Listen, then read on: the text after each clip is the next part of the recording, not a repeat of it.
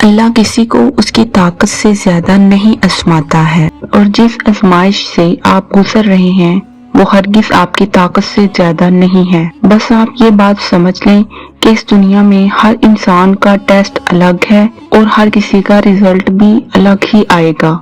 اگر آپ کی آزمائش بڑی ہے تو آپ کو نتیجہ بھی بڑا ہی ملے گا۔ یہ دنیا کا امتحان ہے اور امتحان ختم ہو جاتا ہے۔ بس آپ نے اس حال میں صبر کا دامن نہیں چھوڑنا، اور اگر صبر کا دامن چھوٹا اور آزمائش میں تھوڑی سی اونچ نیچ ہوئی، چاہے کسی کے بہکانے سے یا چاہے شیطان کے بہکانے سے، رشتہ داروں کے بہکانے سے یا اپنوں کے بہکانے سے، تو آپ نے اس امتحان میں اپنے نتیجے کو کھو دیا، آپ نے اجر کو کھو دیا۔ بس میں یہ کہوں گی، اس میں ڈٹ جائیے، اڑ جائیے، رک جائیے، صبر کا دامن ہاتھ سے نہ چھوڑیے۔ آزمائش تو جانے ہی کے لیے آتی ہے، اس حالت میں صبر کیجیے، شکر گزاری کیجیے اور استقامت دکھائیے۔ انشاءاللہ تعالی اللہ پاک بہترین راستے نکالے گا۔ آزمائش انہی پہ آتی ہے جو اللہ پاک کو بہت محبوب ہوتے ہیں۔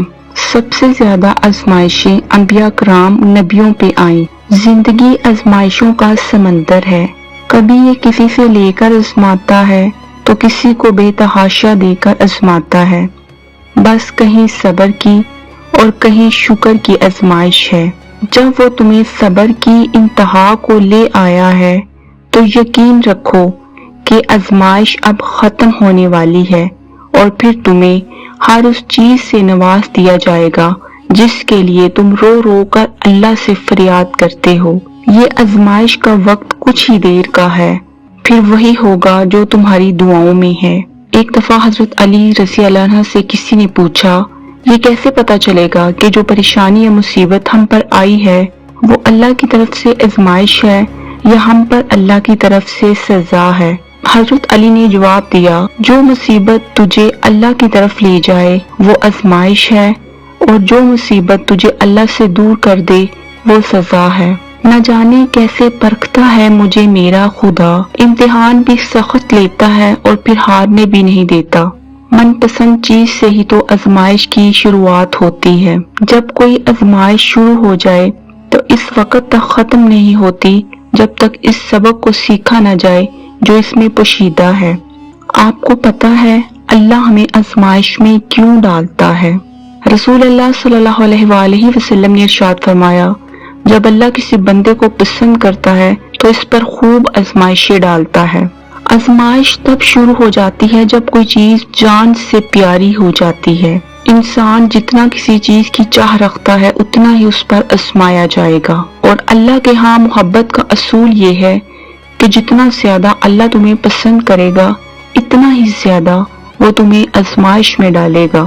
آزمائش ایک ایسا ٹائم ہے، تکلیف تو بہت ہوتی ہے جب اذیت کے آگے دل بے بس ہو جاتا ہے اور ذہن الجھ جاتا ہے، جب روتے روتے رات گزر جاتی ہے، جب دن بے حال سا ہو جاتا ہے۔ تکلیف تو واقعی بہت ہوتی ہے، مگر یہ مت بھولنا کہ یہ امتحان کا وقت ہے۔ ہر رات کے بعد ایک دن ہے، ہر اندھیرے کے بعد صبح ہے، اور اللہ انہی آزمائش میں ڈالتا ہے جنہیں وہ پسند کرتا ہے۔ حضور اکرم صلی اللہ علیہ وآلہ وسلم نے فرمایا، خدا اپنے بندوں کو جو کچھ دیتا ہے اس میں ان کی آزمائش کرتا ہے۔ اگر وہ اپنی قسمت پر راضی ہو جائیں تو ان کی روزی میں برکت عطا کرتا ہے، اور اگر راضی نہ ہوں تو ان کی روزی کو وسیع نہیں کرتا۔ آزمائش جتنی سخت ہوتی ہے اس کا بدلہ بھی اتنا ہی بڑا ہوتا ہے۔ اگر یہ وقت آزمائش ہے تو اگلا وقت معجزوں کا ہوگا۔